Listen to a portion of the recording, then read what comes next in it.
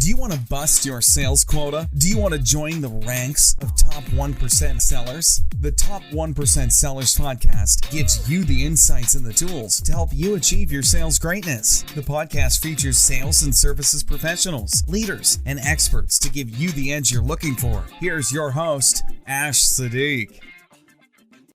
Welcome, everyone. This is the Top 1% Sellers podcast, and my guest today is Kristin Arnold. She is a high-stakes meeting facilitator, and I'm going to give her an opportunity to tell you a bit more about the kind of work she does before we get into the interview itself.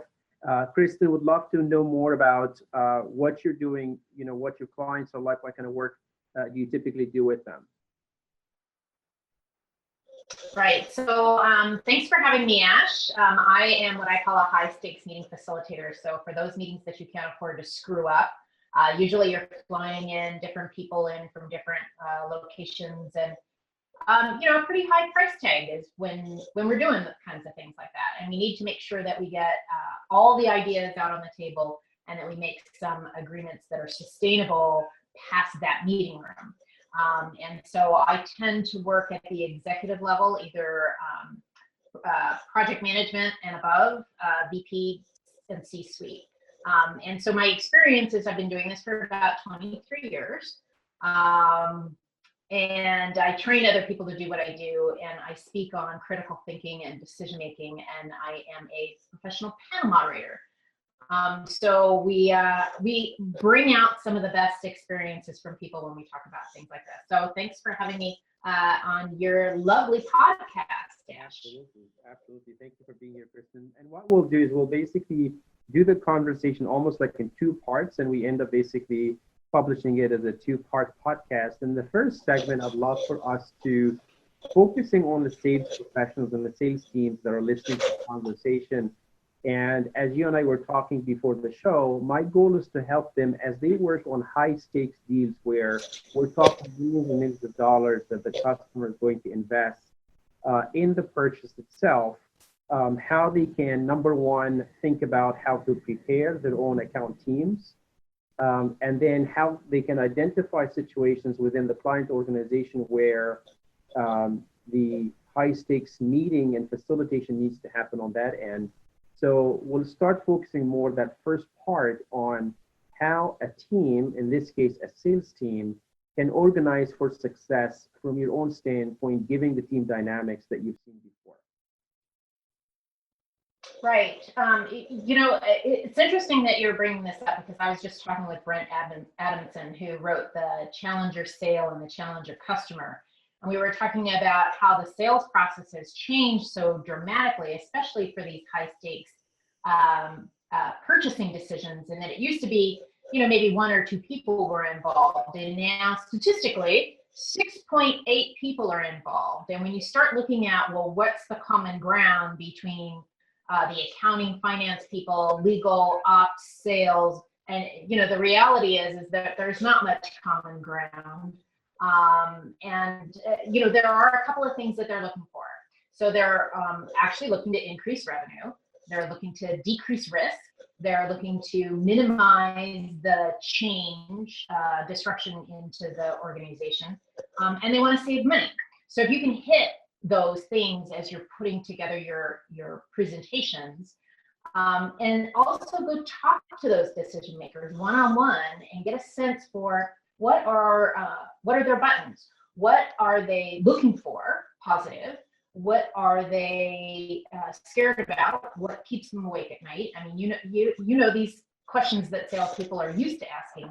But I would do that individually and assign each of your sales team members to be like the buddy of a decision maker, so that if you do run into some resistance, number one, you've already pre-thought it, and number two, you've got somebody who has kind of the inside scoop, somebody who knows what's going on. And if you can't get access to that decision maker, which sometimes it's hard, find out who is an influencer of that decision maker so that you can get that kind of inside thinking and finding out what their agenda is, because especially in these high stakes decisions, buying situations, everybody's got their own agenda. And it might not be the stated agenda, the organization agenda. Theoretically, that would be what we call the common ground. That's the most obvious place for you to start. But there's also those, and some people call them hidden agendas. I just think that they're not aligned with what that common ground is. And so you need to really parse that out. Absolutely. And as you were talking, I'm wondering sometimes, when do you believe then that given the situation, it might actually serve the purpose of what we're trying to accomplish on that deal, to actually have a meeting that actually gets facilitated to make sure that all the parties are on the same page? And in this case, we're really looking more on the account team itself. So in the account team, you're talking about the sales account team, right? Yeah. So you would want to really figure out, how are we going to facilitate that discussion with the buying group?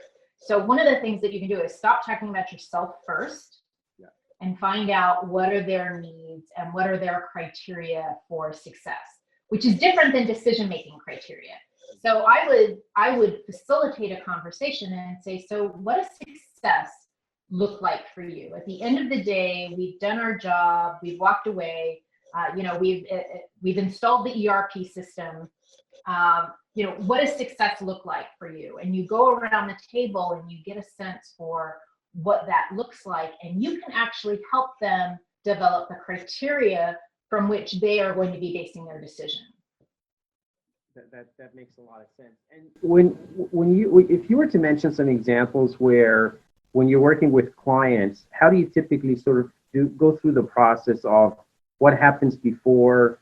And that right now you were describing exactly what happens within the meeting itself, but also, how do you ensure success after that meeting? How do you go through that process? If you can mention maybe a client example, what was the challenge and how you went through that process with them? Yeah, so, Ash, I usually work on the decision-making side. So, all the salespeople have made their presentations, they've responded to the RFP, you've narrowed it down to your couple, and now, we pick who's the prettiest in the room. And I try not to make it, subjective. I try to take a look at the objective criteria as well as the subjective criteria. Because we know that it extends past the RFP stated provisions. And so what a lot of decision makers do is they just say, so who likes the prettiest in the room, let's just say, as an example. And everybody goes, yeah, that sounds good. And that's how the decision is made, which is really stupid. Because if you really think about let's just say there were 3 organizations presenting their stuff, we should really be talking about what do we like and what don't we like about each of the presentations, the RFPs.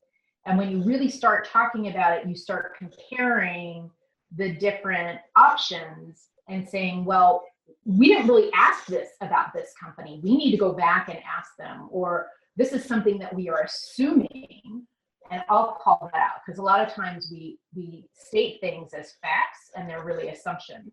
So there might be a little bit more work that needs to be done. And so really it's incumbent on the sales team to do a mock version of that.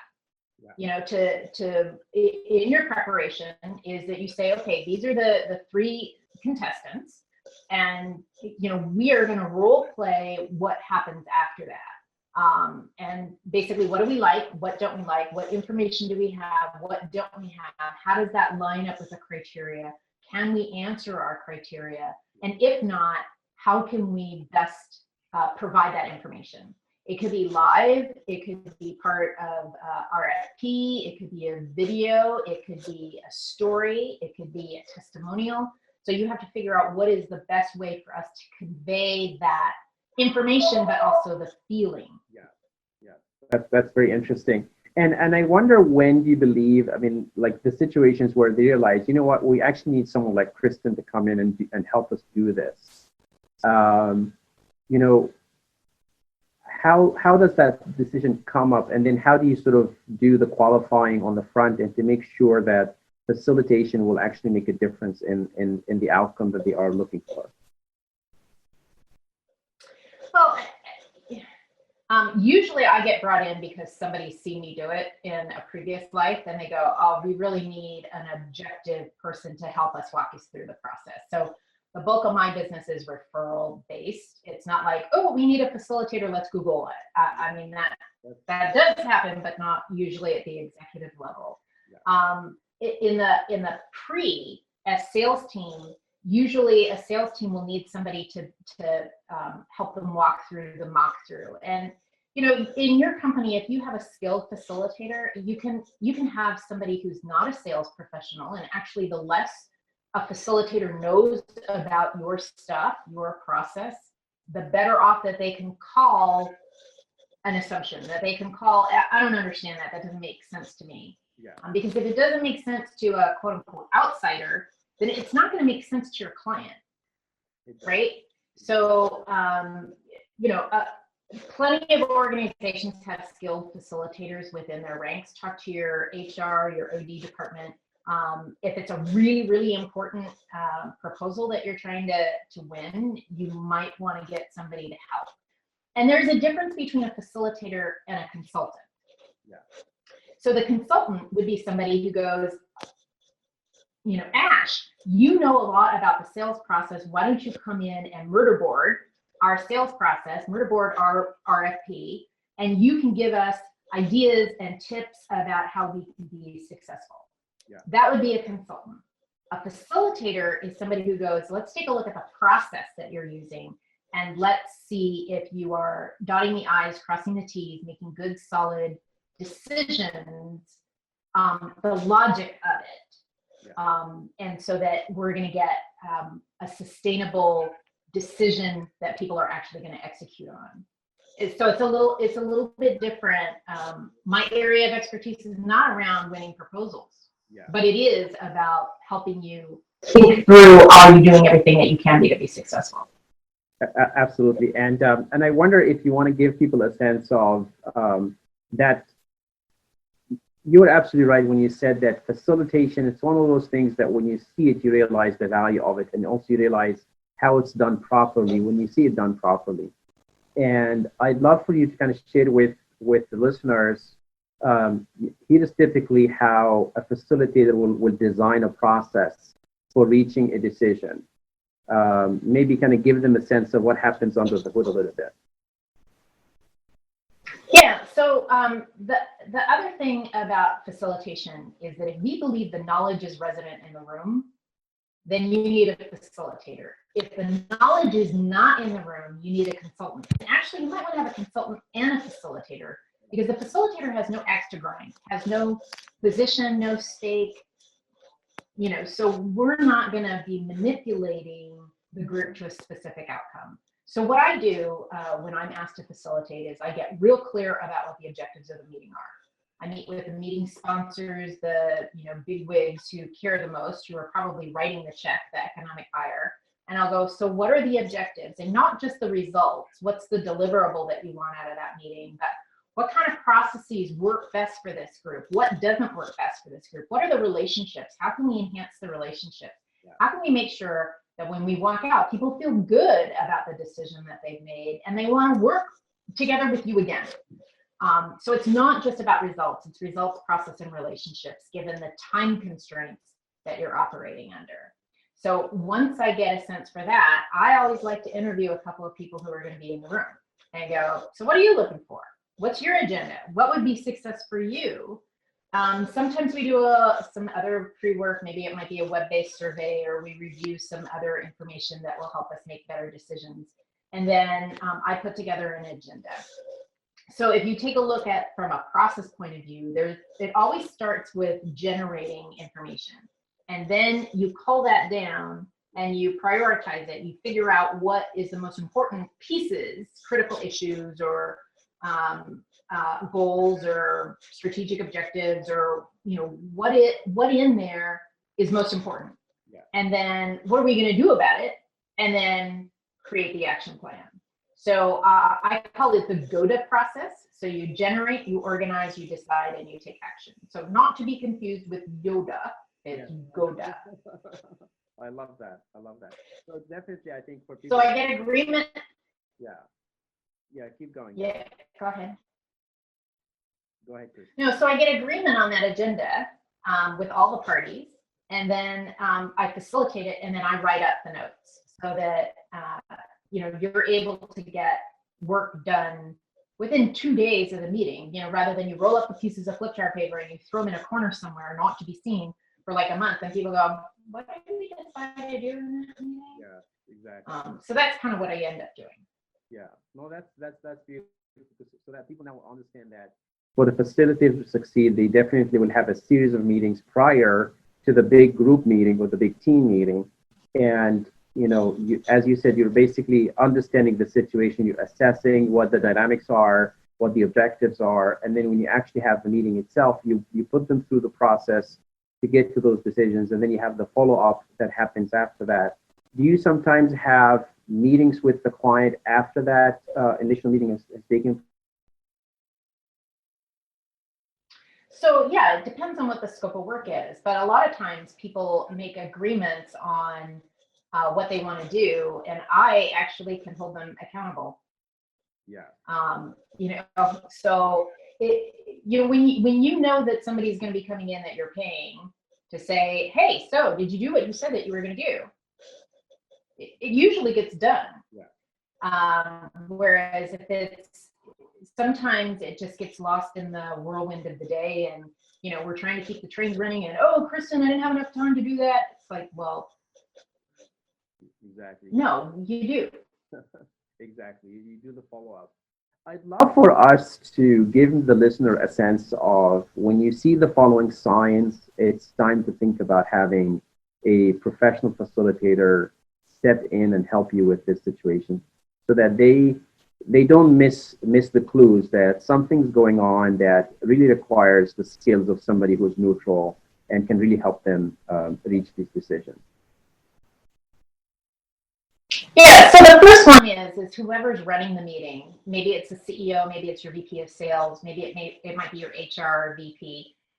If they need to participate, it is very hard to participate and facilitate without leading the team in the direction that you want it to go. And there's a subconscious bias that occurs.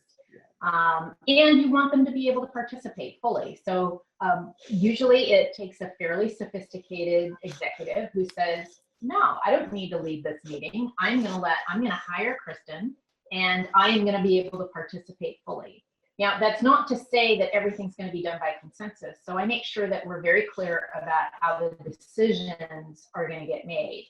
So of course, we're going to aim for consensus, that everybody can live with it and support it. But in the event that the CEO goes, "I think that's the dumbest idea, I'm not going to do it," then you're not going to have a consensus. So the fallback is that the executive can make the decision, because the executive has been part of that consensus making, and you can't get log jammed. You've got to be able to move along, and at some point you have to go, well, somebody's got to make a decision here. So if you can't get to a consensus, the fallback is either a majority vote, or the executive decides, or we put it in the parking lot and we say, well, we're going to come back to it, but we make sure that we're clear about how that decision is going to be made. Fantastic. And I'd love, we're kind of reaching the wrap-up question for me. I'd love for the audience to know, typically, how can they engage with Kristin? What's the typical process? So usually you give me a holler, or you contact me on my website, which is KristinArnold.com. Pretty easy. KRISTIN Arnold.com. Yeah. Yes. And do you care what the industry is that the client is in, or you're pretty open in terms of what vertical they are in? Yeah, so I do a lot of what I call left brain businesses. So usually it's, at least at the executive level, that it's pretty left brain: engineering, construction, pharmaceuticals. I do a lot of work in banking. I just call them left brain. Yeah. So no, that's fascinating. And I wonder if in some situations it's a series of facilitated meetings versus just one. Like in some cases, high stakes may actually involve that you have several stakeholders, and you end up actually creating a series of those meetings that take place. Yeah, so it's not uncommon for us to map out a whole process. So one meeting doesn't quite cover it, or maybe we need to bring in different stakeholder groups. Maybe we need to have some focus groups. Maybe we need to, involve some other people in one-on-one interviews.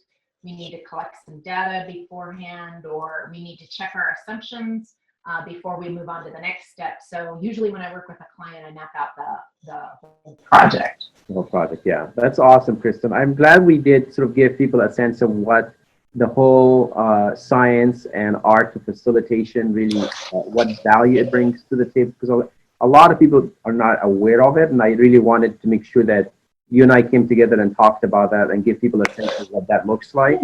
So I'm very, very, glad that we got a chance to speak, and thank you so much for joining me here on the Top 1% Sellers podcast, and I will definitely let you know once we have this up on the web as well. Thank you, Ash. It's been great being with you. Absolutely. Thank you so much, Kristin. Bye-bye.